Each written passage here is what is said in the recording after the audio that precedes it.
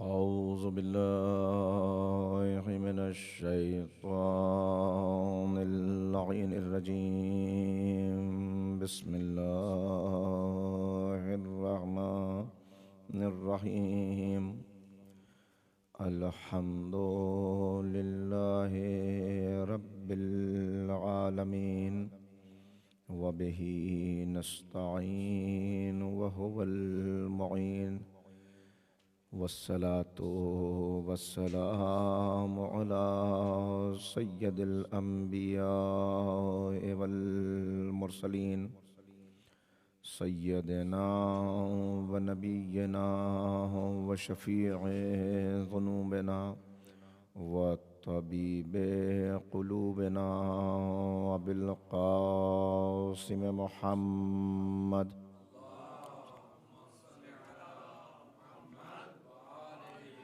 وآله الطيبين الطاهرين المعصومين المظلومين المنتخبين المنتجبين ولعنة الله على أعدائهم أجمعين من الآن إلى قيام يوم الدين. أما بعد فقد قال الله تبارك وتعالى في كتابه المجيد وفرقانه الرشيد وقوله الحق. بسم الله الرحمن الرحيم.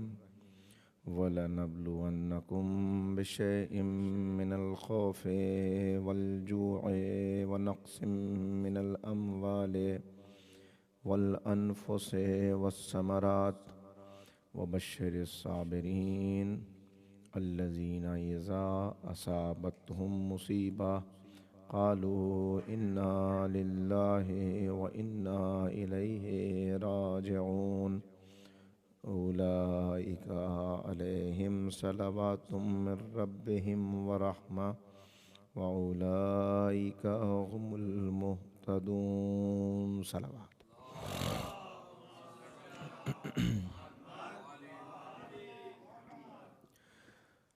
حاضرین مجلس، سورہ مبارکہ بقرہ کی ان 3 متواتر آیات کے ضمن میں ہمارا سلسلہ گفتگو عشق اہل بیت اور اس کے تقاضے کے عنوان سے جاری ہے۔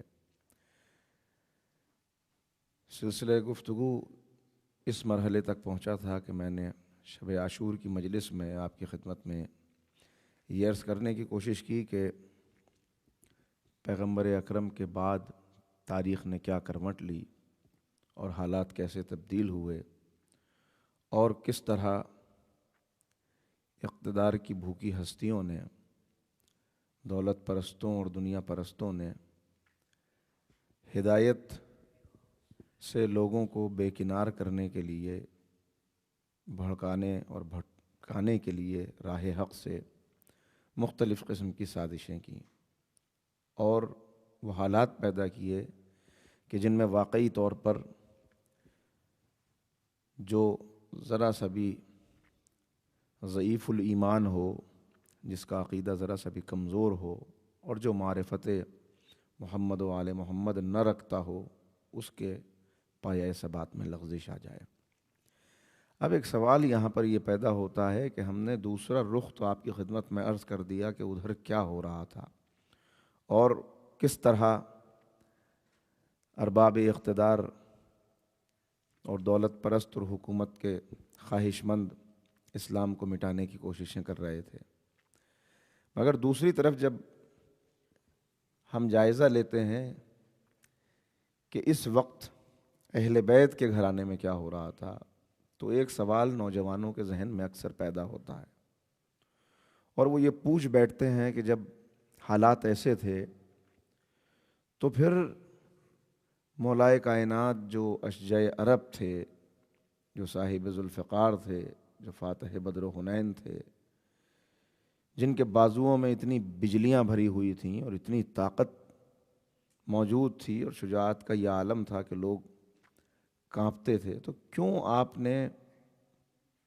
ان حالات کو دیکھتے ہوئے تلوار نہیں اٹھائی اور پیغمبر کے بعد اگر مولا کائنات تلوار اٹھا لیتے اور اپنا حق لے لیتے تو شاید تاریخ کسی اور ڈھرے پہ چلتی اور کوئی اور راستہ ہوتا۔ یہ سوال اکثر کیا بھی جاتا ہے اور نوجوان سوچتے بھی ہیں یہ کہ کیوں مولا نے تلوار نہیں اٹھا لی۔ تو میں عرض کروں آپ کی خدمت میں کہ اگر اس تاریخ کا ہم ادھر جائزہ لیں کہ امام پر کیا گزری اور اس کے بعد جب دور امام حسن آیا تب کیا حالات تھے، تو ہمیں اندازہ یہ ہوتا ہے کہ اگر مولا نے تلوار اٹھا لی ہوتی تو اسلام جتنا بچا ہوا تھا وہ بھی باقی نہ رہتا۔ اور اس کا اظہار ایک مرتبہ مولا نے کیا بھی، جب گھر میں تشریف لائے تو روایت کے یہ فقرے ہیں کہ شہزادی کونین نے اپنے اوپر ہونے والے ظلم کا بیان کیا کہ اے ابوالحسن، آج میرے اوپر وہ سانحہ گزرا، وہ رنج و الم گزرا کہ اس کے بعد میں زندگی سے بیزار ہو گئی ہوں۔ اور اس کے بعد بتایا کہ میرے اوپر کیا گزری، تو ایک مرتبہ جلال کے عالم میں مولا کھڑے ہوئے، قبضہ ذوالفقار تک ہاتھ گیا، عین اسی وقت مؤذن نے اذان کی آواز بلند کی۔ بس ایک مرتبہ شہزادی کی طرف دیکھا اور کہا کہ اے بی بی، میں ابھی آپ کا حق لے سکتا ہوں، بنت رسول آپ کا حق لینے میں کوئی دیر نہیں لگے گی، لیکن اگر میں نے تلوار اٹھا لی تو یہ جو آواز اذان آ رہی ہے یہ آواز بند ہو جائے گی، آپ کے بابا کی محنتیں ضائع ہو جائیں گی۔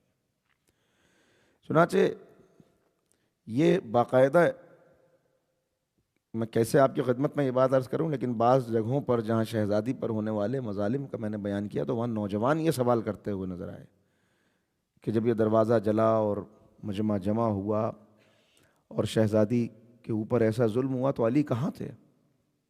تو میں نے کہا کہ علی گھر میں موجود تھے، روایات یہ بتاتی ہیں کہ مولا موجود تھے، اور ایک جماعت کچھ افراد اور بھی تھے جو وہاں پر۔ تو میں آپ کی خدمت میں یہ عرض کر رہا ہوں کہ تاریخ سے ناواقف ہونے کی بنا پر اور حضرات اہل بیت کی بلندی اور ان کا مرتبہ اور ان کی عصمت اور ان کی طہارت اور ان کا وقار، اس کو نہ سمجھنے کی بنا پر نوجوان کے ذہن میں کبھی کبھی کیسی بات آتی ہے۔ میں ملک کا نام لینا نہیں چاہتا، لیکن باقاعدہ باعمل نوجوان جو مستقل مجلسوں میں بیٹھے ہوئے ہیں، انہوں نے بڑا سخت جملہ کہا کہ ہم ایسے علی کو نہیں مانتے، اس لیے کہ عرب کے اندر زوجہ کی اور حرم کی عزت و عفت کا عالم یہ ہے کہ اگر کوئی ذرا سا نگاہ اٹھا کے دیکھ لے تو پھر اس کے بعد تقاضۂ غیرت یہ ہے کہ جتنی طاقت جسم کے اندر موجود ہو اپنی جان دے دے، لیکن ایسا نہ ہونے دے۔ میں نے کہا اسی بات کو تو آپ نہیں سمجھ پائے، افسوس تو یہی ہے کہ دنیا آج تک سمجھ نہیں پائی۔ جیسے مولا کائنات کی شجاعت معجزہ ہے، ایسے ہی علی کا صبر بھی معجزہ ہے۔ کوئی ان حالات میں صبر نہیں کر سکتا۔ بات آ گئی ہے تو مجھے یاد آ گیا واقعہ، ابو الوفا شیرازی ایک مولا کے چاہنے والے تھے، وہ بے جرم و خطا اسیر کر لیے گئے، ظالم بادشاہ کا دور تھا، ان کو قید کر لیا گیا اور قید خانے میں انہیں ڈال دیا گیا، سزا سنا دی گئی کہ ان کو سولی کے اوپر لٹکا دیا جائے گا۔ تو ابو الوفا شیرازی دن اور رات، مولا کے بڑے چاہنے والے ہیں، دن اور رات مولا سے استغاثہ کر رہے ہیں، مولا سے مدد مانگ رہے ہیں کہ مولا میری مدد فرمائیے، اس لیے کہ آپ جانتے ہیں میں بے جرم و خطا ہوں، میرا صرف اتنا سا جرم ہے کہ میں آپ کا عاشق ہوں، آپ سے محبت کرتا ہوں، اس کی سزا مجھے یہ دی جا رہی ہے کہ مجھے فلاں دن اعلان کر دیا گیا ہے، مجھے ختم کر دیا جائے گا، اور میرے بچوں کا کیا ہوگا، کیا ان کے اوپر گزرے گی۔ مولا استغاثہ، کئی دن ہو گئے، مسلسل کئی راتیں گزر گئیں دعا کرتے ہوئے اور مولا کا نام لیتے ہوئے، مولا سے استغاثہ اور مدد طلب کرتے ہوئے۔ نہ جانے کیا خیال ان کے ذہن میں آیا کہ ایک دن مولا کائنات کا نام لینے کے بجائے رسول اللہ سے مدد طلب کرنے لگے۔ دیکھیے میں یہ بات آپ کی خدمت میں عرض کر دوں کہ یہ ہستیاں وہ ہیں کہ آپ جس سے چاہے مدد طلب کریں، آپ پیغمبر سے مدد مانگیں گے تو پیغمبر سے بھی مدد ملے گی، مولا کائنات سے مدد مانگیں گے جس سے بھی آپ، ان میں یہ سب باب الحوائج ہیں، یہ سب مرادوں کو پورا کرنے والے ہیں، ان سب کو معصومین اللہ کے منصبدار ہیں، سب کے اختیارات ہیں، لیکن میں یہ عرض کر رہا ہوں کہ کیا خیال ذہن میں آ گیا۔ بلکہ بعض ایسے مواقع آئے ہیں کہ جہاں پہ یہ کہا گیا کہ اپنے وقت کے امام سے مدد طلب کرو، اور کہا گیا کہ امام کو اسی وقت بلانا۔ یہ روایات میں بعض جن کے اندر آیا کہ امام کو آواز دینا، اگر سچے دل سے آواز دو گے تو امام مدد کے لیے آئیں گے ضرور، لیکن اس وقت بلانا کہ جب تلوار گردن تک پہنچ جائے۔ اب اتنا تو عقیدہ موجود ہو اور اتنا کسی کے اندر وہ کہ گردن تک تلوار پہنچے گی تب بھی وہ مدد کے لیے آ سکتے ہیں۔ تو یہ روایت، بہرحال انہوں نے اسی رات میں رسول اللہ خواب میں تشریف لائے حضور سرور کائنات، اور آنے کے بعد کہا کہ اے ابو الوفا، تیرا امتحان یا آزمائش تھی، تیری ختم ہو گئی، تجھے سزا نہیں دی جائے گی، تجھے کل رہا کر دیا جائے گا، مگر اس بات کا جواب دے کہ یہ تو نے علی کے نام کی تسبیح پڑھ رہا تھا، علی سے مدد مانگ رہا تھا، وہ کیا خیال آیا تیرے ذہن میں کہ تو نے میرا نام لینا شروع کر دیا؟ دیکھیے کوئی حرج، میں نے عرض کیا کہ کسی سے بھی مدد مانگے، لیکن جو خیال آیا ذہن میں وہ صرف بیان کرنا ہے۔ تو ایک مرتبہ یہ شرما گئے، جھجکنے لگے کہ کیسے اس بات کو کہوں، تو کہا کہ نہیں، جواب دو، بتاؤ کہ کیا بات ہے۔ تو اب سر جھکا کے کہا کہ یا رسول اللہ کیا بتاؤں، نہ جانے کہاں سے شیطان نے میرے ذہن میں یہ خیال ڈال دیا کہ جو اپنے گلے کی رسی نہ نکال سکا وہ میری مدد کیا کرے گا۔ کہ اتنے دن سے مدد طلب کر رہا تھا، لیکن ایک لمحے کے لیے ایسا تصور آ گیا۔ بس اس وقت ایک مرتبہ رحمت کے رخ پہ جلال آ گیا اور پیغمبر نے کہا اے ابو الوفا شیرازی، وہ تو مجھ سے کیا ہوا وعدہ تھا جو علی وفا کر رہے تھے، ورنہ کائنات میں وہ ہاتھ نہیں بنا جو علی کے گلے میں رسی ڈال سکے۔ صلوات پڑھیں محمد و آل محمد۔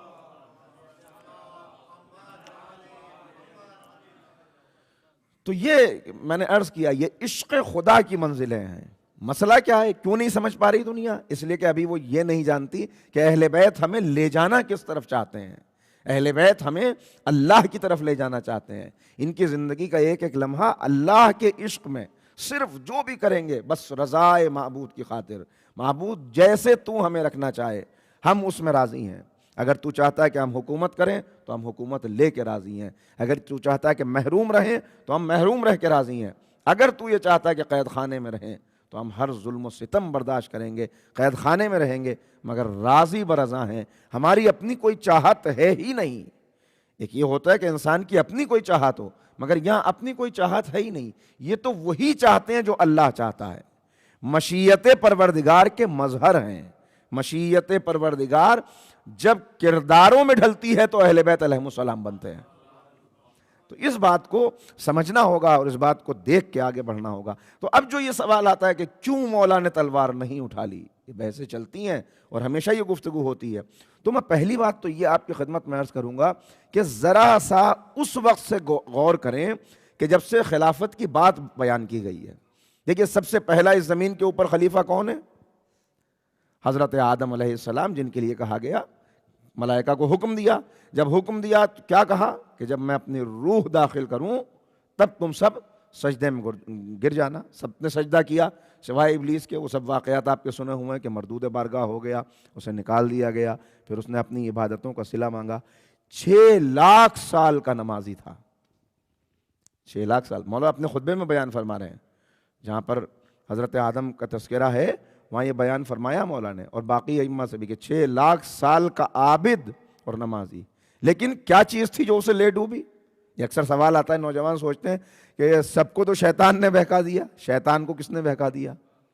یہ اکثر سوال ذہن میں آتا ہے، سب کو شیطان نے بہکایا، شیطان کو کس نے بہکایا؟ عزیزو، ایک شیطان ہمارے اندر موجود ہے جس کا نام ہے نفس۔ وہ نفس شیطان کے پاس بھی تھا۔ سب کو شیطان بہکاتا ہے، شیطان کو اس کے نفس نے بہکا دیا۔ اور نفس جو دھوکہ دیتا ہے تو سب سے بڑی چیز یہ ہے کہ انسان کے اندر تکبر پیدا کر دیتا ہے۔ جب تکبر پیدا کرتا ہے تو ایک مرتبہ صلوات پڑھیں محمد و آل محمد۔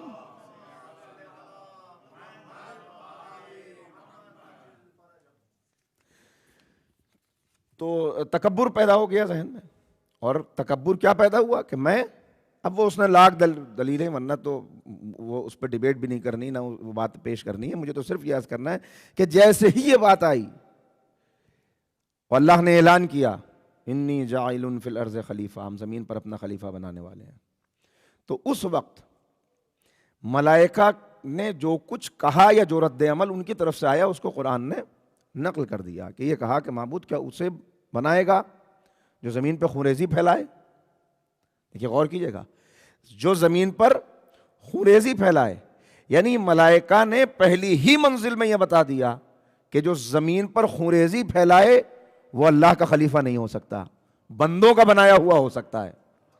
مولائے کائنات بندوں کے بنائے ہوئے نہیں ہیں، وہ وہاں سے منصب لے کے آئے ہیں۔ تو علی تلوار اٹھائیں گے، علی کی تلوار چلے گی، اگر خوریزی ہوگی تو اللہ کی مرضی سے ہوگی، اپنے لیے ذاتی اس کے لیے مولا تلوار نہیں اٹھائیں گے۔ میں نے عرض کیا آپ کی خدمت میں کہ یہ تک عالم تھا کہ منہ پر آ کر لوگ گالیاں دے جاتے تھے اور مسجد کے اندر داخل ہو کر ایسی ایسی گستاخیاں کرتے تھے کہ اصحاب کا خون کھول اٹھتا تھا، مگر مولا کہتے تھے یہ میرے ذاتی دشمن ہے، اپنے دشمن کو علی معاف کر دیتا ہے، اپنے دشمن کو معاف کر دے گا لیکن اللہ کے دشمن کو۔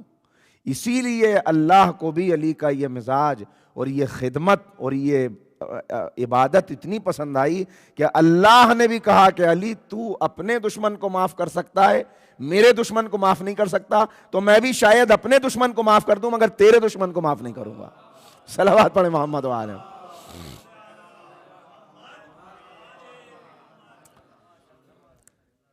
تو پہلی چیز، اگر یہاں پر فرشتوں کا اعتراض دیکھیے، فرشتے، اور اس کے بعد انہوں نے کیا کہا؟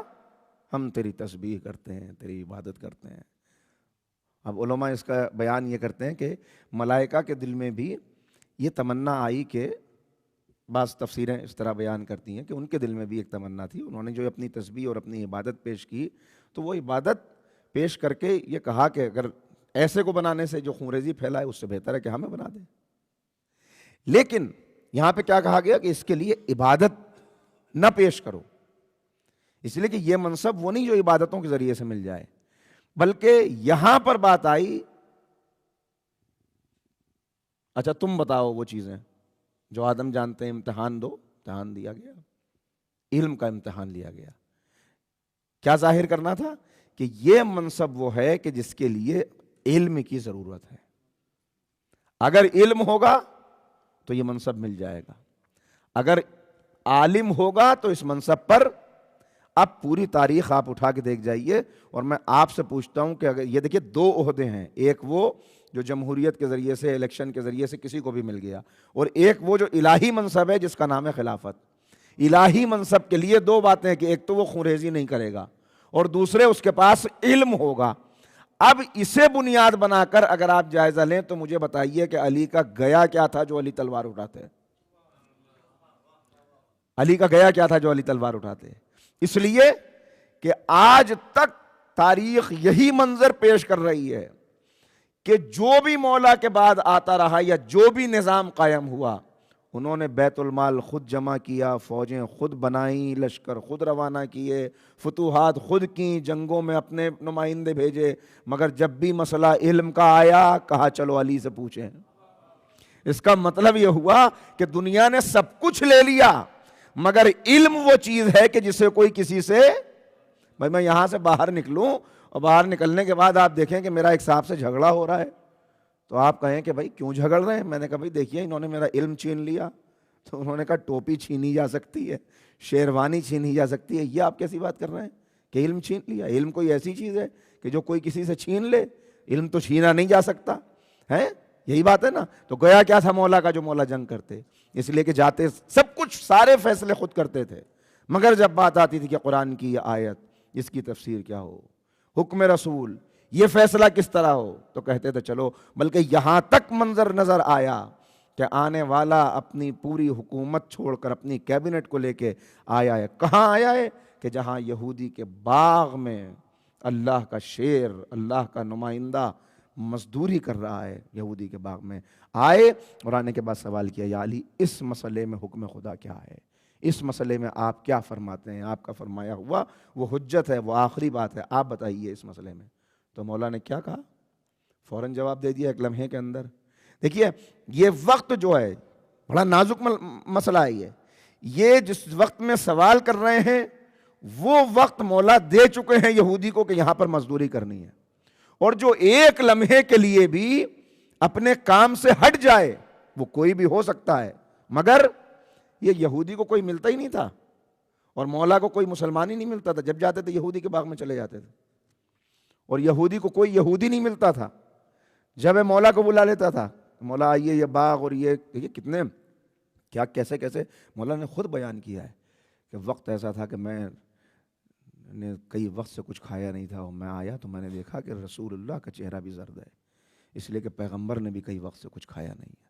کہ میں خاموشی کے ساتھ بغیر کچھ کہے ہوئے گیا، اور ایک یہودی سے یہ معاملہ طے کیا کہ میں اس نے کہا کہ رات بھر اگر اس کنویں سے پانی کھینچ کر ڈالتے رہو تو طے ہوئے کہ 80 ڈول ڈالنے یا 100 ڈول جو بھی، اور اس کے بدلے میں کچھ کھجوریں طے ہوئیں۔ کہ میں نے وہ ڈول نکالے، وہ پانی نکال کر کھیتوں کو دیا، اور اس کے بعد وہ کھجور لے کر سب سے پہلے رسول کی خدمت میں آیا اور کہا اللہ کے رسول، تو رسول نے میرا چہرہ دیکھا، کہا علی تم بھی بھوکے ہو؟ کہا اللہ کے رسول میں آپ پہ سبقت نہیں کر سکتا، اور اس طرح وہ کھجوریں میں نے بھی کھائیں اور رسول اللہ نے بھی کھائیں۔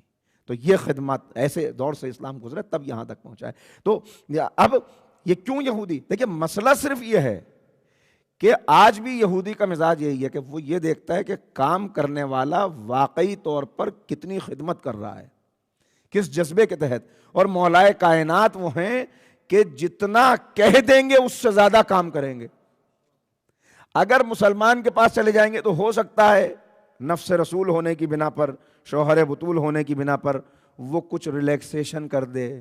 مولا کو ریلیکسیشن نہیں چاہیے، وہ ہمیشہ جاتے ہیں ایسے کے پاس کہ جو پہچانتا نہ ہو، تاکہ جو واقعی طور پر سامان بھی خریدتے تھے تو کوشش یہ کرتے تھے کہ کوئی جاننے والا نہ ہو، اور اگر جاننے والا پہچان نہ سکے کہ یہ کون ہے، اس لیے کہ ایسا نہ ہو۔ اپنے دور اقتدار میں بھی یہ کیا کہ ایسا نہ ہو کہ یہ مجھے امیر المومنین سمجھ کر میرے ساتھ کچھ رعایت کرے، جو مارکیٹ ریٹ ہے اسی میں ہمیں بھی دو۔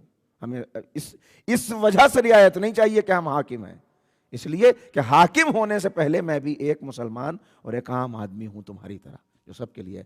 تو ایک لمحے کے لیے بھی مولا نے کام نہیں روکا، اور اس کو جواب بھی دے دیا، کام بھی کرتے جا رہے ہیں، پسینہ بھی بہہ رہا ہے، اور جواب بھی دے دیا۔ تو کیا کہا؟ یا علی آپ سوچتے ہی نہیں ہیں، آپ کچھ مہلت ہی نہیں لیتے، بھائی ادھر کوئی پوچھتا ہے ادھر جواب دے دیتے ہیں۔ تو مولا نے پلٹ کے کہا تیرے ہاتھ میں انگلیاں کتنی ہیں؟ کہا میرے ہاتھ میں 5 انگلیاں ہیں۔ کہا کچھ سوچا ہی نہیں، فوراً جواب دے دیا۔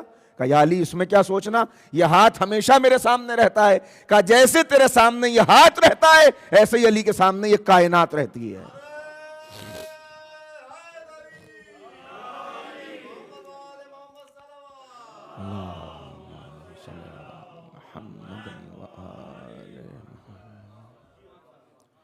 تو مسئلہ یہی تھا کہ جب بھی کوئی علمی مسئلہ ہوتا تھا تو آتے تھے مولا ہی کے پاس، اور مولا خود بھی کہتے ہوئے نظر آتے تھے۔ بار بار کہا، میں نے عرض کیا آپ کی خدمت میں کہ علی کا درد ہی یہ تھا اصلی، کہ میں انہیں سکھانا چاہ رہا ہوں، مگر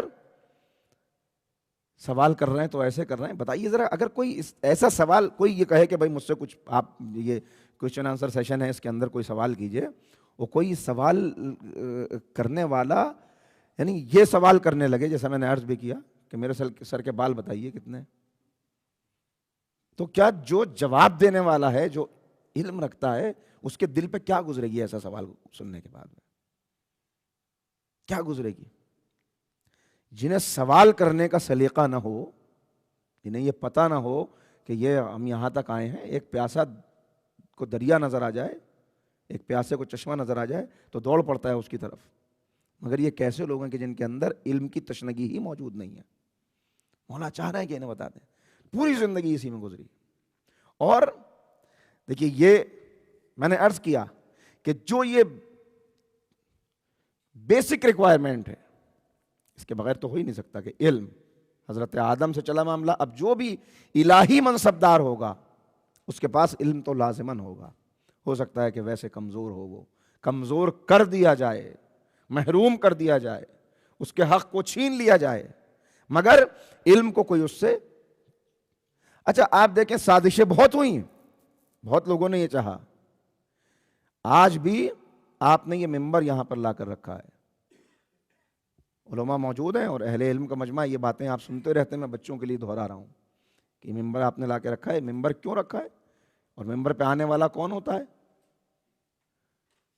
بھائی اسے خود تو پتا ہے، مجھے تو معلوم ہے کہ میں کتنا جاہل ہوں، لیکن آپ کی نظر میں کا صاحب ممبر رسول کے اوپر بیٹھ رہے ہیں، یعنی ممبر یہ علامت ہے اس بات کی کہ اس پہ آنے والا کچھ نہ کچھ جانتا ہوگا۔ آج بھی ممبر علم سے جڑا ہوا، علم منسوب ہے ممبر سے۔ وہاں کوشش کیا کی گئی بعد پیغمبر، دیکھیے اس کے 4 زینے ہوتے ہیں، یہ جو اوپر کا زینہ ہوتا ہے سب سے، اس کو عرشہ کہتے ہیں. پیغمبر اکرم یہاں سے بیٹھ کر خطبہ دیا کرتے تھے. اس کے بعد 3 زینے اور تھے. تو اب جب بعد پیغمبر حق مولا کائنات منتقل ہو گیا دوسری طرف، تو جو سب سے پہلے پیغمبر کی جگہ پر آئے انہوں نے اعلان کر دیا کہ ہم اس جگہ پہ نہیں بیٹھیں گے جہاں پیغمبر بیٹھتے تھے، اس لیے کہ نبی کا احترام یہ ہے کہ ہم اس جگہ پر نہ بیٹھیں. لہٰذا وہ جگہ، وہ عرشہ چھوڑ دیا اور اس کے نیچے پہلے والے زینے کے اوپر بیٹھ گئے. اس کے بعد دوسرا دور آیا، انہوں نے کہا وہ مجھ سے افضل گزر گئے، جو مجھ سے پہلے گئے ہیں وہ مجھ سے بہتر تھے، لہٰذا میں ان کی جگہ پر بھی نہیں بیٹھوں گا. انہوں نے ایک اور زینہ چھوڑ دیا. اس کے بعد پھر تیسرا دور آیا، پورا منبر آخری زینے تک بات آ گئی. آخری زینے تک آ گئی کہ نہیں؟ اب مولا کائنات کے ہاتھ پر بیعت ہوئی تو لوگ چمی گوئیاں کر رہے ہیں اور کہہ رہے ہیں اب علی کیا کریں گے، اب علی کہاں بیٹھیں گے. دیکھیے رسول کی جگہ خالی پڑی ہوئی ہے، اس کو چھوڑ دیا، پہلی جگہ کہا کہ اب علی کہاں آئیں گے. چھلک رہا ہے مجمع اور لوگوں کی نگاہیں دیکھ رہی ہیں کہ اب علی کیا کرتے ہیں. بس دوش کے اوپر پیغمبر کی ردا ڈالے، سر جھکائے ہوئے، زمین کے اندر نظریں گڑائے ہوئے آہستہ آہستہ مولا چلے. اور اب جو مولا چلے تو مجمع نے ایسا راستہ دینا شروع کیا جیسے موسیٰ کے عصا پر دریائے نیل نے راستہ دیا تھا. راستہ بنا، مولا بڑھتے ہوئے آئے، لوگ ایک دوسرے کو دیکھ رہے ہیں اب کیا کرتے ہیں، علی کہاں بیٹھیں گے. اس لیے کہ سب نے تو احترام کیا. مولا آئے، پہلے پہ قدم رکھا، دوسرے کو کچلا، تیسرے پہ قدم رکھا اور وہاں جا کے بیٹھ گئے جہاں رسول بیٹھا کرتے تھے. صلوات پڑھیں محمد وال.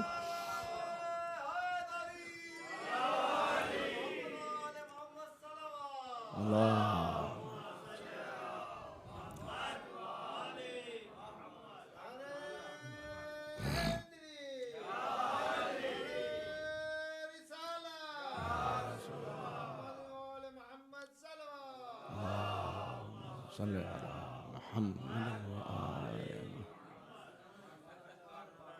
دیکھیے عاشقان مولا کے لیے یہ لمحہ فکریہ ہے کہ یہاں جو جواب مولا نے دیا ہے، اس لیے کہ ہم کس سے وابستہ ہیں؟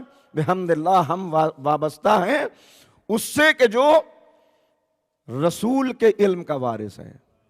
اور علم کا صرف وارث نہیں بلکہ مولا کہتے ہیں کہ پیغمبر نے اس طرح مجھے علم بھرایا، علم سکھایا کہ جیسے پرندہ اپنے بچے کو دانہ بھراتا ہے. اور اس کے بعد کہتے ہیں نبی نے مجھے ایک باب علم کا سکھایا، میں نے 1000 باب اس سے خود کھول لیے. یہ دعوت تھی ہم لوگوں کے لیے کہ تم بھی اگر ہمارے چاہنے والے ہو، واقعی ہمارے عاشق ہو، تو زبان سے صرف عاشق نہیں بلکہ غور کرنا اس بات کے اوپر کہ ہمارا چاہنے والا علم سے دور نہیں رہ سکتا. کوشش کرنا کہ اپنی نسلوں کی تربیت اس طرح کرو کہ واقعی طور پر جہاں بات یہ آئے کہ کون ہوتے ہیں اہل بیت کے چاہنے والے، کہ اہل بیت کے چاہنے والے ایسے ہوتے ہیں، میں نے عرض کیا تھا کہ ہر فیلڈ میں ایکسیلنٹ، سب سے اوپر جو اس جگہ کے اوپر بیٹھ گئے. اب لوگ ایک دوسرے کا چہرہ دیکھ رہے ہیں، یہ کیا ہوا. میں یہاں پہ آ کے مجھے ایک جملہ یاد آتا ہے، ایک صوفی بزرگ کا جملہ ہے. وہ کہہ رہے ہیں کہ لاکھوں سلام علی کے اوپر کہ خلافت جا رہی تھی گڑھے میں، علی نے پہنچا دیا عرشے تک. کہتے ہیں علی نے بلند کر دیا، علی نے پہنچا دیا. وہاں پہ بیٹھ گئے. ایک مرتبہ لوگوں نے ایک دوسرے کو دیکھنا شروع کیا. مولا بیٹھے، غور سے سب کے چہرے دیکھے، کہا کیا دیکھ رہے ہو؟ کہا یا علی آپ اس جگہ بیٹھ گئے جہاں رسول بیٹھتے تھے، آپ نے خیال نہیں کیا. کہا خاموش ہو جاؤ. خدا کی قسم یہ جواب مولائے متقیان کے علاوہ کوئی دے ہی نہیں سکتا تاریخ میں. کہا تم علی کے اس جگہ بیٹھنے پہ اعتراض کر رہے ہو جہاں رسول بیٹھتے تھے. علی تو وہ ہے جو دوش رسول پہ بیٹھ چکا ہے. صلوات پڑھے محمد و آل محمد.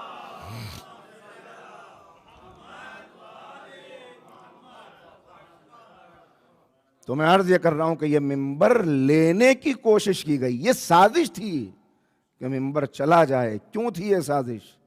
اس لیے کہ منبر پہ کسی اور کو بیٹھا ہوا دیکھ کر اس خاندان کے بچے نے کہا تھا اترا میرے باپ کے منبر سے، جا اپنے باپ کے منبر پہ جا کے بیٹھ. اور کہنے والا ہاتھوں کو جوڑ، سننے والا ہاتھوں کو جوڑ کے اتر گیا تھا اور کہا تھا اے فرزند رسول، میرے باپ کا تو کوئی بھی منبر نہیں ہے. اور کہا یہ باتیں آپ کو کون سکھاتا ہے، آپ کو کون بتاتا ہے؟ کہا ہمیں بتانے کی ضرورت نہیں ہے، ہم وہاں سے علم لے کے آتے ہیں. تو چھیننے کی بہت، لیکن دو چیزیں، اب بات آ گئی ہے تو عرض کر دوں، دو چیزیں کوئی علی سے لے نہیں سکا، خزانہ لے لیا، اقتدار لے لیا، منصب لے لیا، جو دنیا کا سمجھا ہوا تھا سب کچھ لے لیا، حق لے لیا، مگر دو چیزیں کوئی نہیں لے سکا۔ ارباب ولا موجود ہیں، آپ کو نزدیک بھی کر دوں اور حقیقت بھی بیان ہو جائے۔ ایک منبر، دوسرے ذوالفقار۔ ایک منبر، ذوالفقار علامت ہے، ایک ذوالفقار اور ایک منبر، یہ کوئی علی سے لے نہیں سکا۔ آپ وجہ سمجھے وجہ کیا ہے؟ اس لیے کہ منبر علم چاہتا ہے، ذوالفقار بازو چاہتی ہے۔ اللہ کی تلوار ہے، اس کے لیے ید اللہ کا ہونا ضروری ہے۔ صلوات پڑھے محمد و آل محمد۔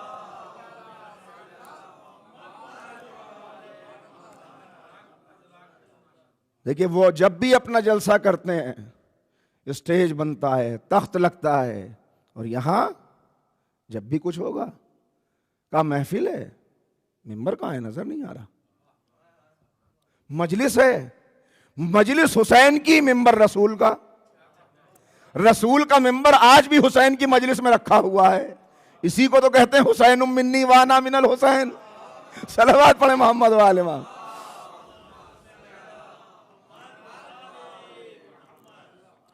اور دیکھیے کوئی ایسا نہیں شیعہ آپ کو ملے گا کہ جو اس کو یہ کہے کہ یہ منبر جب بھی یہ کہے گا کوئی، جب بھی کوئی منبر، منسوب ہیں چیزیں، علم عباس کا، فرش ازا حسین کا، ذوالجناح حسین کا، منبر رسول کا۔ ہم وہ لوگ ہیں ہی نہیں کہ چیز ہو کسی کی اور کہہ دیں کسی کی۔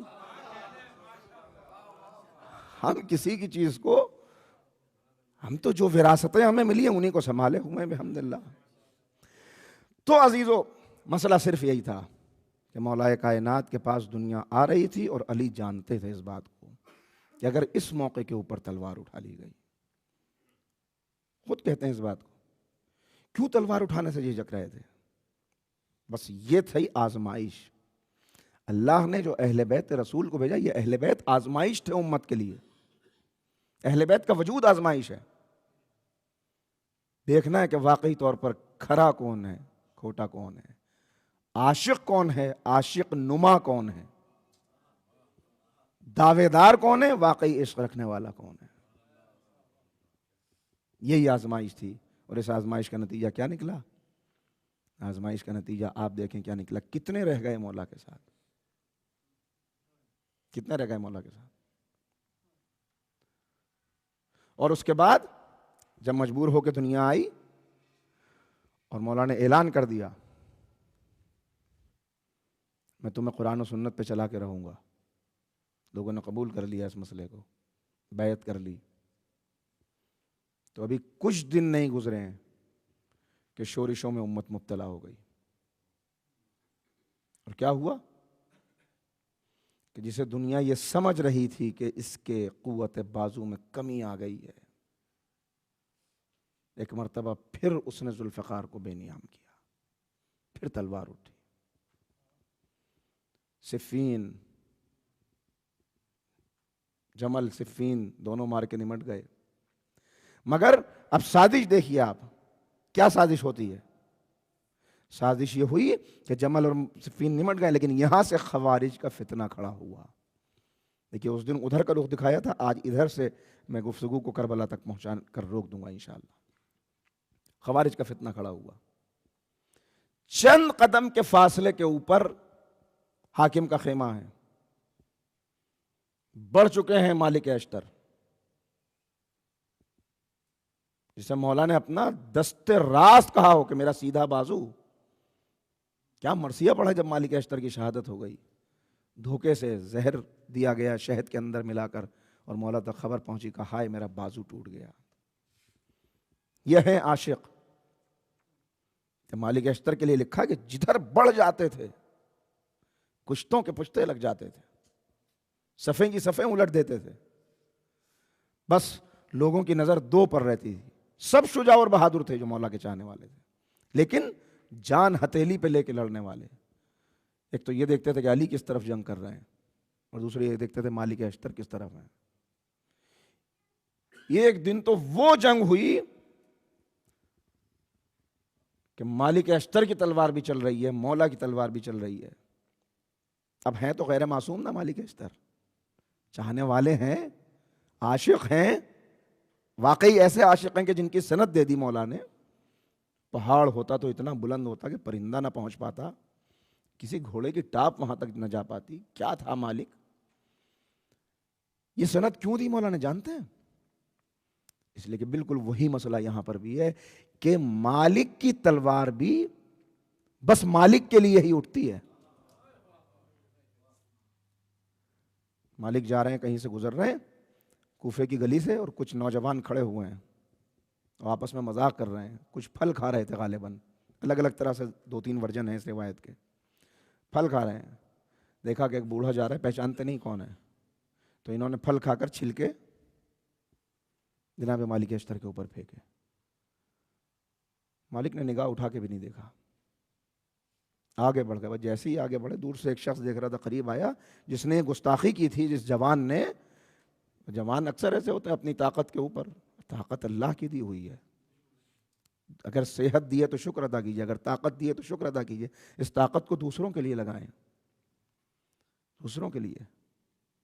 اور جب جوان، اب جوانوں کے لیے پیغام دے رہا ہوں کہ جب جوان اپنی طاقت کو، اپنی صلاحیتوں کو خدمت خلق کے لیے صرف کرنے لگتا ہے تو خود بخود وہ مولا کا عاشق بن جاتا ہے. میں مثال دوں، آپ باہر نکلیں یہاں سے اور کسی کو آپ نے دیکھا کہ وہ راستے کا پتھر ہٹا رہا ہے. ایک مرتبہ دیکھا، آپ گزر جائیں گے. پھر دیکھا کسی موقع کے اوپر کسی اور کی مدد کر رہا ہے، تو اب دل میں خود بخود یہ کون ہے بچہ؟ آپ بلائیں گے اسے، بھائی کون ہو بیٹا تم؟ کس کے بیٹے ہو؟ دیکھیے کام اچھا اس نے کیا، آپ نام پوچھ رہے ہیں باپ کا. کیوں؟ اس لیے کہ اس کا عمل دیکھ کر آپ یہ سمجھ گئے کہ یہ والدین کی تربیت کے بغیر ہو نہیں سکتا. تو جب ایک چھوٹا سا نیک عمل والدین کا تعارف کرا دیتا ہے تو کیا پوری سیرت ائمہ کا تعارف نہ کرا دے گی؟ اگر واقعی طور پہ نیک ہوگا، لوگ پوچھیں گے ایک دوسرے سے یہ جھوٹوں کے بیچ میں سچا کون ہے، یہ بروں کے بیچ میں اتنا اچھا کہاں سے آ گیا؟ اور جواب ملے گا یہ اچھا اس لیے کہ مجلس حسین میں جاتا ہے. تو لوگ پوچھیں گے مجلس حسین کیا ہوتی ہے، اور پھر سوال ہوگا کہ حسین کون ہے جن کا چاہنے والا ایسا ہے. ہم سب کی ذمہ داری ہے. میں نے ایک جملہ کہا تھا کہ سفیر حسین صرف مسلم ابن عقیل نہیں ہے، بلکہ ہر بچہ، نوجوان، بزرگ جو اس فرش اعضاء پہ آتا ہے وہ سب سفیر حسین ہے. جو دفتر میں کام کرتا ہے وہ دفتر میں ایسا کردار پیش کرے کہ باقی ساتھی. میں یہاں پہ مثالیں دیتا 2-3، لیکن وقت بہت کم ہے لہذا چھوڑ رہا ہوں چیزوں کو. سوال کرنے لگے وہ، بھئی یہ اتنا اچھا کیسے ہے، یہ اتنا زیادہ. بات پھر وہیں تک پہنچے گی. تو بہرحال اس نے کہا کہ تم پہچانتے نہیں ہو کون ہے، کس سے کے ساتھ گستاخی کی ہے جانتا ہے؟ کہا کون ہے؟ کہ یہ علی کی شمشیر ہے، علی کی تلواروں میں سے ایک تلوار ہے، یہ علی کا سپہ سالار مالک اشتر. بس چہرے کا رنگ اتر گیا، ہاتھ پیر کانپنے لگے. میں نے مالک اشتر کے ساتھ ہی گستاخی کی؟ وہ اس وقت تو چپ چلے گئے یہاں سے، لیکن علی کا سپہ سالار ہے، اگر اسے غصہ آ گیا تو کیا ہوگا؟ اب فوراً پیچھے دوڑا کہ چلو چل کے معافی مانگ لوں. کیا دیکھا کہ مالک مسجد کے اندر داخل ہوئے، مسجد میں داخل ہوئے. یہ بھی مسجد کے اندر گیا. جناب مالک اشتر مصلی تک پہنچ چکے تھے. اب یہ کھڑا ہوا ہے خاموشی کے ساتھ. جب نماز پڑھ چکے یہ قریب گیا، اس نے کہا میں آپ کو پہچانتا نہیں تھا، مجھے معاف کر دیجئے. جیسے ہی یہ سنا جناب مالک اشتر کا جواب سنیے. میں نے عرض کیا کیوں مولا تعریف کر رہے ہیں؟ اس لیے کہ جیسے علی کی شجاعت اللہ کے لیے ہے، علی کی تلوار وقف ہے اللہ اور رسول کے لیے، ایسے ہی مالک کی تلوار وقف ہے اللہ اور علی کے لیے، ان کی شجاعت. ایک مرتبہ کہا کہ مجھے معاف کر دیجئے، میں نہیں جانتا تھا کہ آپ مالک اشتر ہیں.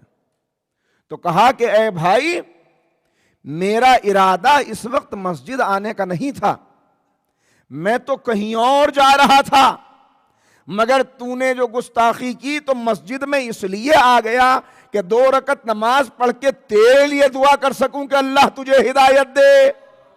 میں نے معاف کیا، میرے اللہ نے معاف کیا. صلوات پڑھے محمد و آل محمد.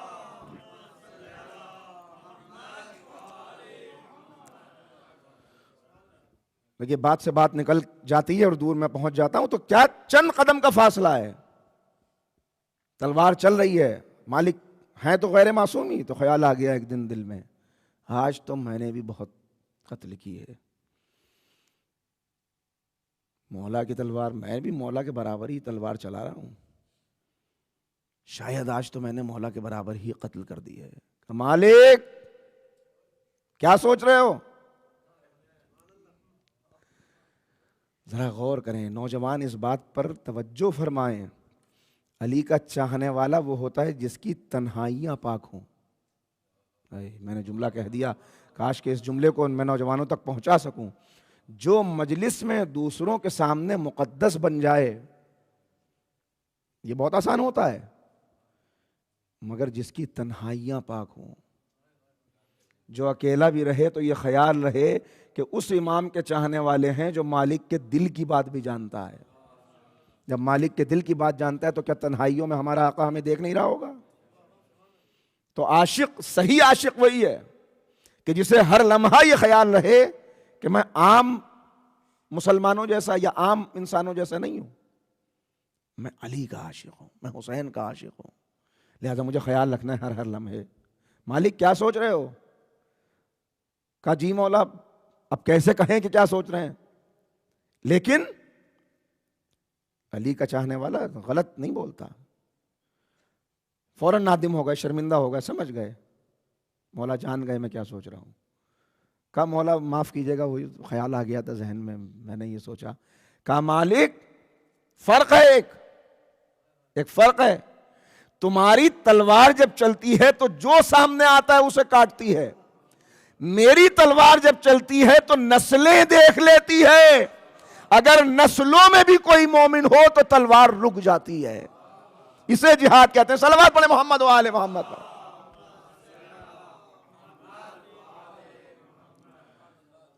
تلوار نسل، بات آ گئی یہاں پر تو ایک جملہ صرف عرض کروں گا، آپ سب اہل علم موجود ہیں، میں تو ایک طالب علم ہوں، مگر ذرا سا غور کیجئے گا کیا فرمایا مولا نے، ذرا دیکھیے ایک مومن کی قیمت کیا ہے، ہم اپنی قیمت پہچانیں ایک مومن کی۔ بعض جگہ پر ہے کہ 7 نسلوں میں اور بعض جگہ ہے کہ 70 نسلوں میں بھی اگر کوئی مومن ہوتا تو علی کی تلوار نہیں چلتی تھی۔ یعنی ایک مومن کی قیمت یہ ہے کہ 70 کافر نسلیں بچ جاتی ہیں اس کی وجہ سے،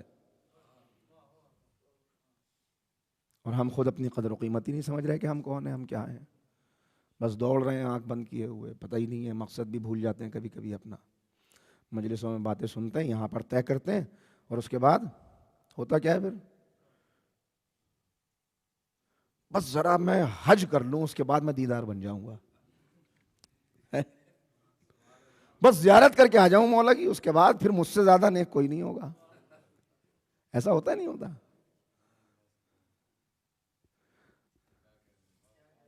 بس اس مرتبہ جو شب قدر آئے گی، اب کے جو رمضان آئیں گے، اس کے بعد نماز کی پابندی شروع۔ عزیزوں، نہ ایسا کوئی رمضان کبھی آتا ہے، نہ ایسا کوئی حج کبھی آتا ہے، نہ ایسی کوئی زیارت کبھی آتی ہے، جسے بدلنا ہوتا ہے وہ فرش مجلس پہ سوچ کے اٹھتا ہے کہ مولا آج ابھی اسی وقت بس میں نے طے کر لیا، اور یہاں بیٹھ کے ایک بات آپ کی خدمت میں عرض کر دوں، جو فیصلہ آپ یہاں بیٹھ کے کر لیں گے فرش اعضاء پر، فرش مجلس پر بیٹھ کر، اس لیے کہ یہ کوئی معمولی جگہ نہیں ہے، اگر یہاں پر کوئی وعدہ کر کے مولا سے اٹھیں گے، کوئی تہیہ کر کے اٹھیں گے دل میں، کوئی ارادہ کر کے اٹھیں گے کہ مجھے ایسا کرنا ہے، تو اس کے بعد چونکہ اس جگہ پہ بیٹھ کے یہ فیصلہ کیا ہے، لہٰذا خود بخود غیبی اور قدرتی مدد ملتی چلی جائے گی۔ اگر ایک ارادہ انسان کر لے، دیکھیے نیکی کی راہ میں اگر کوئی ایک قدم بڑھائے، بظاہر مشکلیں ضرور آتی ہیں، لیکن غیب سے پھر ایسی نصرت، آزمائش کی بات تو الگ ہے، ورنہ نصرت ایسی ہوتی ہے۔ اور بات یاد آ گئی تو ابھی آپ کی لائبریری میں موجود ہے تفسیر نمونہ، آخری سورے کی تفسیر پڑھیے گا، اس کے اندر آیت اللہ شیرازی نے لکھا ہے کہ اگر کوئی نوجوان حدیث پیغمبر کے حوالے سے رات کو یہ سوچ کر بستر پر سو جائے کہ انشاءاللہ صبح اٹھ کے نماز فجر پڑھنی ہے، تو اللہ 2 فرشتوں کی ڈیوٹی لگا دیتا ہے اس بات پر کہ اسے صبح اٹھانا ہے۔ تو انسان تو اتنا بلند ہے کہ عام انسان کے فرشتے خادم ہو جاتے ہیں، وہ اس کی خدمت کر رہے ہیں، وہ ڈیوٹی انجام دے رہے ہیں، کہاں وہ ہستیاں؟ تو عزیزو، چند قدم کا فاصلہ رہ گیا ہے اور تلوار چل رہی ہے، لیکن اس وقت کیا ہوا؟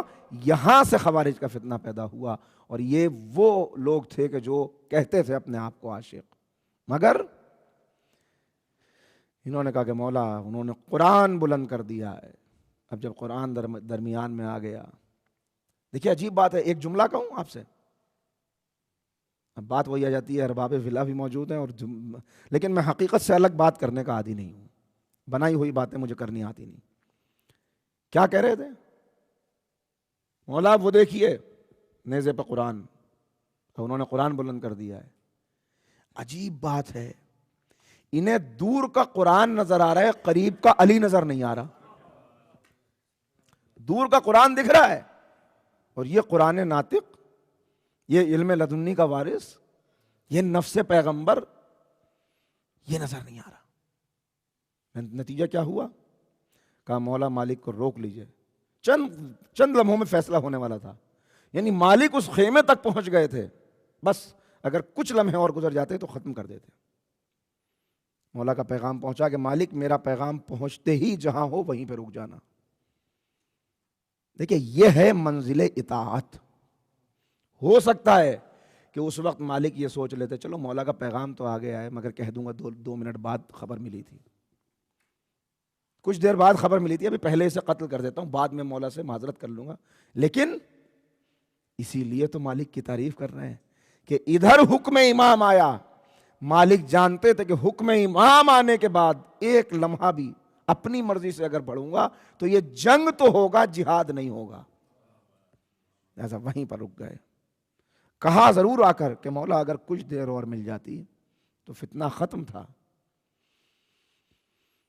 اور اس وقت مولا نے کہا اب یاد رکھنا، یہ جملے موجود ہیں اس کے اندر، نہج البلاغہ میں یہ جملے موجود ہیں، کتنی مرتبہ جہاں پر بھی آپ وہ خطبات اٹھائیں گے کہ جہاں مولا نے جہاد کی ترغیب کے لیے خطاب کیا ہے، یا اہل کوفہ سے خطاب کیا، اہل بصرہ سے خطاب کیا، جنگ سے واپسی پر خطاب کیا، جنگ میں جاتے وقت خطاب کیا، میدان جنگ میں خطاب کیا، وہاں سب یہ باتیں مولا بیان کر رہے ہیں اور کہہ رہے ہیں کیا ہو گیا ہے تمہیں؟ اتنا اس کے بعد اتنا دل دکھایا، میں چھوڑ دی میں نے باقی کی تاریخ، موقع نہیں ہے، اتنا دل دکھایا اس کے بعد مولا کا کہ مسجد کوفہ کی دیوار سے ٹیک لگا کر کھڑے ہو گئے اور کہا ہے فوز پر جس کے ساتھی تم جیسے ہوں، تمہیں کیا ہو گیا ہے؟ اور وہ جملہ استعمال کیا، اے مردوں کی شکل میں عورتوں، میں تمہیں بلاتا ہوں، میں تم سے کہتا ہوں اٹھو، یہ ہے آزمائش عشق۔ کیا کہہ رہے ہیں مولا؟ میں تم سے کہتا ہوں اٹھو، چلو کھڑے ہو جاؤ، تو تم کہتے ہو مولا ابھی گرمی بہت ہے، پھر کہتا ہوں اب اٹھو تو کہتے ہو مولا ابھی سردی بہت ہے، تمہارے 10 دے کر دشمن کا 1 لے لوں۔ اور کتنے کرب کے عالم میں مولا نے یہ جملہ کہا ہوگا کہ میری یہ سمجھ میں نہیں آتا کہ تم میرے امام ہو یا میں تمہارا امام ہوں، کیسے عاشق ہو تم؟ مطلب یہی تھا کہ تم کیسے عاشق ہو، باتیں اتنی کرتے ہو، اور جب کہتا ہوں کیا ہو، اچھا مسئلہ کیا تھا، یہ کیوں نہیں اٹھ رہے تھے؟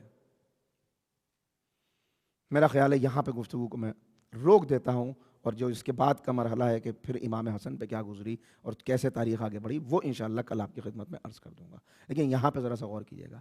یہ جو کہہ رہے تھے، اب ہم اپنا جائزہ لیتے ہیں ایک مرتبہ معذرت کے ساتھ، بزرگوں سے معذرت کے ساتھ، قبلہ یہاں پر موجود ہیں، مولانا تشریف رکھتے ہیں، اور آپ سب ارباب فہم ہے، میں کبھی کبھی ایسی باتیں کرتا ہوں تو ذرا سا وہ بھی ہوتا ہے، لیکن بچوں کے لیے یہ بات ہے کہ ہم اپنے اپنے اوپر غور کریں۔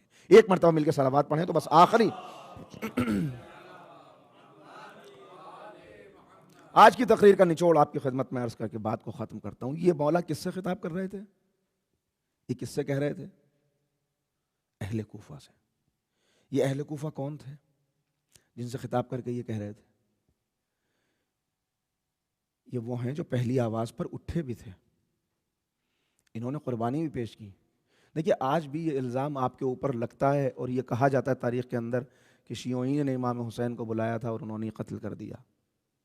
لیکن اگر آپ کوفے کا جائزہ لیں، میں نے ایک دن عرض کیا تھا کہ کوفے کو میں نے بڑے قریب سے دیکھا ہے، چونکہ جب وہ مختار نامے کے موضوع پر گفتگو کرنے کے لیے ہم نے ریسرچ کرنا شروع کیا تو کوفے کے حالات بہت قریب سے دیکھا کہ کوفے کے اندر کیوں انقلابات ناکام ہو گئے، کیوں کوفے کے اندر مسلم گھر گئے اور اب مسلم کے ہاتھ پر بیعت کرنے والے اتنے تھے اور ان کی آواز پہ لبیک کہنے والے نہیں ہیں.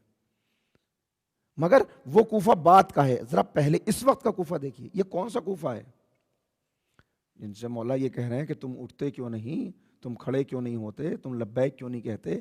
یہ کون لوگ ہیں عزیزو؟ یہ وقت وہ ہے، نہروان کے لیے بلا رہے ہیں ان کو نہروان کے لیے بلا رہے ہیں کہ چلو فتنے کا خاتمہ کرنا ہے. یہ نہروان کا فتنہ، یہ خوارج کا فتنہ ختم ہو جائے یہاں پر. کیوں؟ جب تک یہ خوارج صرف مولا کے خلاف رہے مولا خاموش رہے. لیکن یہ کون لوگ تھے؟ جب ختم ہو گئی نا جنگ تو لوگوں نے کہا مولا بہت بڑے فتنے کا خاتمہ ہو گیا. مولا نے کہا نہیں، یہ خاتمہ نہیں ہوا، یہ تو قیامت تک فتنہ موجود رہے گا. آج آپ کو اور ہمیں خوارج کے فتنے کا سامنا کرنا ہے. ہمارے سامنے وہ حالات آنے والے ہیں بہت جلد. اللہ ہم سب کو اپنے حفظ و امان میں رکھے اور ہمارے ایمان کو، ہمارے عقیدے کو اس لائق کر دے کہ ہم جب بھی ایسی آزمائش آئے تو واقعی طور پر اپنے امام کا ساتھ دے سکیں. مگر یہاں پہ غور کیجیے گا، کس سے کہہ رہے ہیں؟ یہ اس وقت کہہ رہے ہیں کہ جب آپ روایتوں پہ اگر نظر کریں اور حالات دیکھیں تو یہ پتہ چلتا ہے حالات دیکھنے سے کہ کوفے والوں نے اتنا ساتھ دیا تھا کہ تقریباً ہر گھر کا کوئی نہ کوئی شخص جنگ میں مارا گیا تھا. ان کی فصلیں تباہ ہو چکی تھیں، چونکہ میدان جنگ میں رہتے تھے مستقل، لہٰذا باغ سب کچھ جانور مر گئے تھے، مویشیوں کا کوئی دیکھنے والا نہیں تھا، وہ ختم ہو گئے تھے، کھیت سوکھ گئے تھے، چشمے خشک ہو گئے تھے. ایسے حالت میں اب مولا کہہ رہے ہیں کہ اٹھو. تو جس نے اپنے گھر کا ایک جوان دے دیا ہو وہ شہید ہو گیا ہو جا کر، جس کے مویشی مارے گئے ہوں، جس کے پاس اب کچھ بچا نہ ہو، کھیت بھی ختم، سب کچھ ختم، وہ اگر یہ کہہ رہا ہے کہ مولا ہم تھک گئے تو آپ کیا کہیں گے اسے؟ کسی حد تک دیکھیے، میں ایک مفروضے کے طور پہ ایک بات کر رہا ہوں کہ اگر ہم ایک ہائپوتھیٹک سچویشن تصور کر لیں اور ایسا کوئی موقع ہو کہ جب اتنا ہو چکا ہو اس کے بعد اگر ہم یہ کہیں کہ تھک گئے تو کسی حد تک یہ بات سمجھ میں آتی ہے کہ ہاں تھک جانا چاہیے، اس لیے کہ اتنے سال ہو گئے، ہر دن میدان جنگ میں کھڑے ہوئے ہیں، اتنے خون بھی بہہ گیا، وہ بھی ہو گیا. ویسے بھی جس ماں کا ایک جوان بیٹا مارا گیا ہو، اگر اس کو کوئی بھڑکانا چاہے یا اس کا حوصلہ پست کرنا چاہے تو یہ آسان ہوگا پست کرنا کہ بھئی تیرا بیٹا مر گیا، تجھے ملا کیا؟ تو کہے گی کہ واقعی طور پہ بیٹا بھی مارا گیا، جنگ بھی ختم نہیں ہوئی، فتح بھی نہیں ہوئی، بعد میں جو ہے وہ فیصلہ بھی کر لیا، تو کیا فائدہ ہوا؟ مگر ان سے مولا یہ کہہ رہے ہیں کہ تم کیسے مومن ہو، تم کیسے عاشق ہو، تم کیسے چاہنے والے ہو. اب میں اپنے آپ سے سوال کرتا ہوں کہ اگر آج ابھی اسی وقت اسی مجلس کے ختم ہونے کے بعد ہم باہر نکلیں یہاں سے اور امام تشریف لے آئیں، امام کا ظہور ہو جائے اور امام کہیں کہ چلو تم بہت دعائیں کرتے تھے میرے آنے کی، آ گیا ہوں میں، آؤ میرا ساتھ دو، سواری بھی خود لے کے آؤ، تلوار بھی خود لے کے آؤ، یا جو بھی اسلحہ ہے جنگ ہو، تمہیں آنا ہے اور میرا ساتھ دینا ہے. تو اب میں اپنے آپ سے پوچھتا ہوں، میں نے کوئی قربانی نہیں دی ہے، نہ میری فصلیں سوکھی ہیں، نہ میرے باغات سوکھے ہیں، نہ میں نے اپنے گھر کا کوئی جوان دیا ہے. ایسے میں ابھی اگر امام کہیں کہ چلو تو میں اپنے آپ سے پوچھتا ہوں، میں چل پڑوں گا ساتھ؟ ارے مولا آپ نے یہاں پہ آ کے بلا لیا، میں تو دوسرے ملک میں آیا ہوا ہوں، یہ تو میرا ملک بھی نہیں ہے، وہ میرے گھر والے، وہ میرے والدین، وہ میں تو چھٹی بھی تھوڑے دن کی لے کے آیا ہوں. مولا آپ کے ساتھ چلا جاؤں گا، پتہ نہیں کتنے دن لگ جائیں گے جنگ کرنے میں، تو میرا تو سروس چلی جائے گی، وہ سب ختم ہو جائے گا، وہاں بچے شاید میرا جواب یہی ہوگا کہ مولا میں آپ کے ساتھ تو دینا چاہتا ہوں مگر آج نہیں، آج رہنے دیجئے مولا، تھوڑا سا وقت دے دیجئے، آ جاؤں گا بعد میں. اور وہ بات کبھی نہیں آئے گی.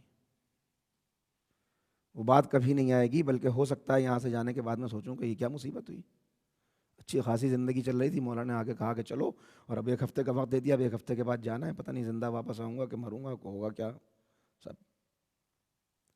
اب دیکھیں کہ مولا اہل کوفہ سے کیا کہہ رہے تھے۔ وہ جو قربانیاں دے چکے ان سے یہ کہہ رہے ہیں جو اب قربانی دینے کے لیے تیار نہیں ہے کہ تم میرے امام ہو یا میں تمہارا امام ہوں۔ کیسے عاشق ہو تم جو میری آواز پر اٹھتے نہیں، تمہیں بدل لوں دشمن سے۔ اس کا مطلب یہ ہوا کہ اتنی قربانیاں دینے کے بعد بھی جو قربان گاہ میں جانے کو تیار ہو وہ علی کا سچا عاشق ہو سکتا ہے۔ اب لیولز میں نے بتا دیے، ہر ایک اپنے آپ سے سوال کر لے اور اپنے آپ کو کا محاسبہ کر لے، اپنا اور غور کر لے، اور پھر دیکھ لے کہ کیا کیا کمیاں ہمارے اندر ہیں۔ یہ ہے معیار۔ جب اس معیار پہ کھڑے اترتے ہیں تب کربلا بنتی ہے۔ اس لیے کہ مولا کیا کیا جملے کہیں، کہا اس کے بعد اچھا یاد رکھو آج تم اپنے امام کا ساتھ نہیں دے رہے، یہی جملے امام حسن نے بھی کہے بعد میں جا کے، کل تم پچھتاؤ گے، بہت پچھتاؤ گے، مگر پھر کچھ نہیں ہوگا، پھر رونے اور گریہ کرنے سے کچھ نہیں ہوگا۔ اور وہاں امام کیا کہہ رہے ہیں؟ میں تم سے راضی ہو گیا، تم میرے سچے ساتھی ہو، تم واقعی میرے عاشق ہو، تم نے عشق کو ثابت کر دیا، تم ہر معیار اور پیمانے پہ کھڑے اتر گئے، اب میں تمہیں اجازت دیتا ہوں چلے جاؤ۔ یہ ہے فرق، یہ ہے فرق۔ میں کہہ رہا ہوں اس کے بعد امام نے کیا کہا، میں نے جملہ آپ کو سنایا تھا، کہا یہ نہ سمجھنا میں تم سے ناراض ہوں، تمہاری جنت کا میں خود ضامن ہوں، چلے جاؤ۔ اور یہ کیا کہہ رہے ہیں اس کے بعد بھی، قدموں سے لپٹے جا رہے ہیں، کہہ رہے ہیں مولا ایسا نہیں ہو سکتا ہم آپ کو چھوڑ کے چلے جائیں، یہ تو ہم سوچ بھی نہیں سکتے مولا۔ ایک ایسا تھا کہ جسے مولا نے بھیجا، ایک ایسا بھی تھا جسے زبردستی بھیجا، جبرن بھیجا، نام اس وقت مجھے یاد نہیں آ رہا، بتا دوں گا آپ کو کسی دوسرے موقع پر۔ کیوں بھیجا اس نے؟ اس لیے کہ کچھ ایسے حالات ہو گئے تھے، اس سے مولا نے کہا تو چلا جا، خود گھوڑے پہ سوار کیا، اس سے کہا چلا جا، کہا مولا، کہا نہیں چلا جا اور ہماری خبر دنیا تک پہنچانا، لوگوں کو بتانا کہ کربلا میں حسین کتنے تنہا تھے، لوگوں کو بتانا کہ کربلا میں آقا پر کیا گزری۔ لیکن شب عاشور جی نے کہا ان میں سے کوئی نہیں جاتا، ہمارے لاکھوں سلام۔ اسی لیے تو مولانا نے کہا امام سلام کرتے ہیں، آج آپ کہتے ہیں السلام علیکم یا ابا عبداللہ وعلی الارواح التي حلت بفنائے، ان روحوں پر سلام، کتنے مقدس ہو گئے وہ کہ جب بھی حسین کو سلام کیا جائے گا انہیں بھی سلام کیا جائے گا، کتنے مقدس ہو گئے وہ کہ آپ کا چھٹا امام کہہ رہا ہے کہ میرے ماں باپ تم پر فدا ہو جائیں، اس منزل کے اوپر پہنچ گئے، کتنے مقدس ہو گئے وہ کہ 11 محرم کو زینب انہیں یاد کر رہی ہیں۔ اللہ اکبر۔ عزادارو آسان مرحلے نہیں ہیں، جانتے ہیں آج کون سا دن ہے؟ کل شام غریبہ کی مجلس کرنے کے بعد آپ کل بہت تھک گئے تھے، واقعی تھک جانا چاہیے تھا، اس لیے کہ پورے دن عزاداری کی، پورے دن ماتم کیا، لیکن جب یہاں سے گئے تو جا کے بستر پہ سو گئے نا، مگر شام غریبہ کے بعد زینب پہ کیا گزری، سکینہ پہ کیا گزری، اللہ اکبر۔ اب تصور کیجئے یہ گزری کہ 11 محرم کی صبح آئی تو ایک مرتبہ ظالموں نے آ کے کہا کہ تمہیں اسیر کرنے کا حکم ہے، اسیر کرنے کا حکم ہے۔ یہ کن بازوؤں میں رسیاں باندھنے کی بات ہو رہی ہے، تصور کریں کن بازوؤں میں رسیاں باندھنے کی بات ہے، یہ کون سی ہستیاں ہیں عزیزو؟ توہین کا معیار بھی الگ الگ ہوتا ہے۔ ایک شخص کو جو ہر وقت بازار میں رہتا ہے اسے آپ ایک دو باتیں کہہ دیں تو اس پہ کوئی اثر نہیں ہوگا، اس لیے کہ وہ اس کا عادی ہے، مگر یہ تو وہ بیویاں ہیں کہ جن کے گھر میں آیا تطہیر اتری ہے، یہ اس گھر کی رہنے والی بیویاں ہیں جہاں پہ آ کے کائنات کا رسول سلام کیا کرتا تھا۔ مگر آئیے مظلومیت زینب پر سلام کریں، شریکت الحسین، ام المصائب، ثانی زہرا، کیا کیا ہے شہزادی نے کیا کیا غم دیکھے اپنی زندگی میں، اللہ اکبر۔ بچپنے میں ماں کا زخمی پہلو دیکھا، پسلیوں کو ٹوٹا ہوا دیکھا، اس کے بعد وہ مرحلہ بھی آیا کہ بابا کے سر پہ ضربت کا زخم دیکھا، پٹیاں بدلتی تھیں، زخم کو دیکھ کے روتی تھی، وہ زخم جسے علی چھپا لینا چاہتے تھے، زینب اس زخم کو دیکھتی تھی، کیا دل پہ گزرتی ہوگی۔ اور اس وقت مولا کہہ رہے ہیں اے زینب ابھی صبر کرو، اس لیے کہ ابھی تو اس سے مشکل مرحلے آنے ہیں، اور ان مرحلوں کو بتا رہے ہیں۔ اس کے بعد بھائی کے کلیجے کے ٹکڑوں کو نکلتے ہوئے دیکھا، ٹکڑوں کو تشت کے اندر دیکھا، اور کربلا آنے کے بعد تو زینب نے کیا کیا دیکھا، کبھی اون و محمد کی لاشیں دیکھی، کبھی قاسم کا بکھرا ہوا جنازہ دیکھا، کبھی بھائی عباس کی چھدی ہوئی مشک، سکینہ کی چھدی ہوئی مشک اور بھائی عباس کا خون میں ڈوبا ہوا علم دیکھا۔ اللہ اکبر، سب کچھ دیکھتی رہی مگر زینب کھڑی رہی۔ کیا حوصلہ تھا، کیا ہمت تھی، ہمارے لاکھوں سلام ہماری شہزادی پر۔ اب جو 11 محرم کی صبح آئی اور زینب نے سنا کہ اسیر کیا جائے گا، بے کجاوا اونٹوں پر سوار کیا جائے گا، تو دیکھا بیویاں گھبرا رہی ہیں، ان کے چہرے، اللہ اکبر، میں کہہ رہا ہوں کہ کیسے وہ کیفیت بیان کی جائے، چہرے سفید ہو گئے تھے، چہرے سفید ہو گئے تھے، بدن میں تھر تھری تھی، اس لیے کہ جب یہ سنا کہ بازاروں میں جانا ہوگا، اسیر کر کے یہاں سے لے جایا جائے گا۔ ایک مرتبہ علی کی بیٹی نے کہا پریشان نہ ہو، میں تم سب کو سوار کروں گی، آؤ میں سب کو سوار کروں۔ ایک مرتبہ ظالموں سے کہا پیچھے ہٹ جاؤ، ہم خانوادہ اہل بیت ہیں، ہمیں ہاتھ نہ لگانا، ہمیں قریب نہ آنا، ہم خود اپنے بازوؤں کو باندھے لیتے ہیں، ہم خود سوار ہو جائیں گے ناکوں کے اوپر۔ اور ایک مرتبہ آواز دی بیویوں آؤ تمہیں زینب سوار کرے۔ ارے شاید زینب کو وہ منظر یاد آ رہا ہوگا کہ جب مدینے سے قافلہ چلا تھا، ایک طرف عباس کھڑے تھے، ایک طرف علی اکبر تھے، کوئی پردہ اٹھاتا تھا، کوئی لوگوں سے کہتا تھا خبردار کوئی نہ نکلے، مگر آج یہ 11 محرم ہے، نہ عباس ہیں نہ علی اکبر ہیں۔ کبھی فرات کا رخ کر کے کہا عباس بہن کو سوار کراؤ، کبھی مقتل کو دیکھ کے کہا اکبر بیٹا تم جا کے سو گئے، آؤ دیکھو ہم کس عالم غربت میں ہیں۔ اس کے بعد ایک ایک کو سوار کرانا شروع کیا، رباب سوار ہو جاؤ، ام کلثوم سوار ہو، ساری بیویوں کو سوار کیا تو آواز دی اے فضا آؤ تمہیں سوار کراؤں۔ سب کو سوار کر چکی، اب زینب اکیلی رہ گئی۔ دائیں طرف دیکھا، بائیں طرف دیکھا، اس کے بعد نجف کا رقیہ بابا بابا آپ کی بیٹی اکیلی ہے۔ ایک مرتبہ بیمار امام آگے بڑھے، اے پھوپھی اماں میں آپ کو سوار کراؤں گا۔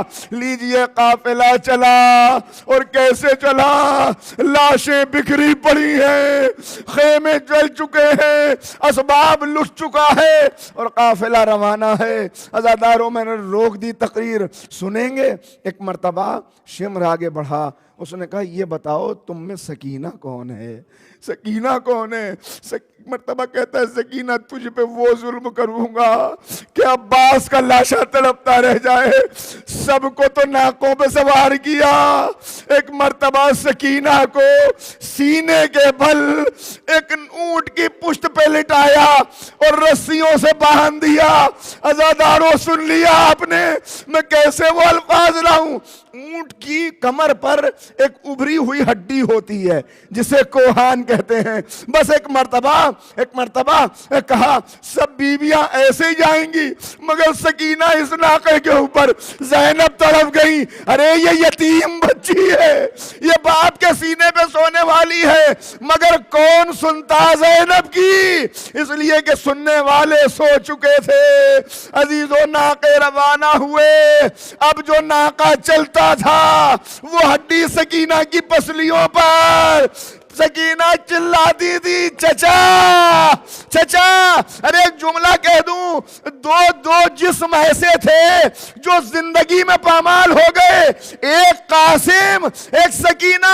قاسم کے جسم پر گھوڑے کی ٹاپیں پڑتی تھی تو کہتے تھے چچا, اور جب ناقہ تیز دوڑتا تھا سکینہ کہتی تھی چچا.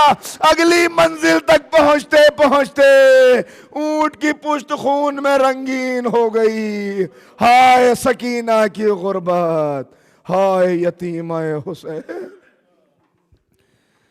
سیعلم الذین ظلموا ائی منقلب ینقلبون انا للہ و انا الیہ راجعون.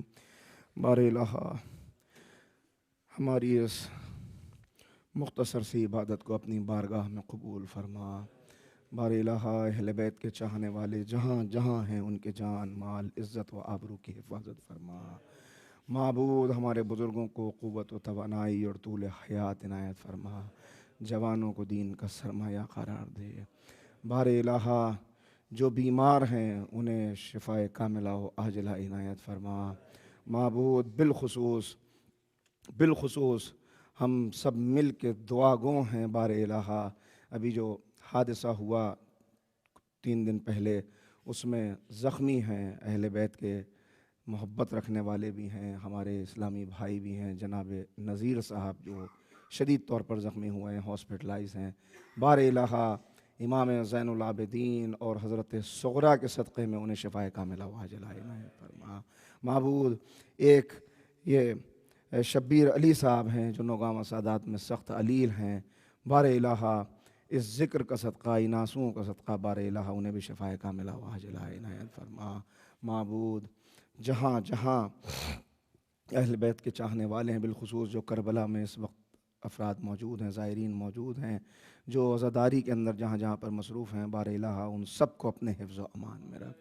جو ابھی کچھ خبریں ایسی آئیں جن سے معلوم ہوا کہ بہت سے عزاداری کرتے ہوئے مومنین شہید ہو گئے پاکستان میں اور کچھ جگہوں پر, بار الہ ان کے درجات کو بلند فرما, ان کی شہادت کو اپنی بارگاہ میں قبول فرما.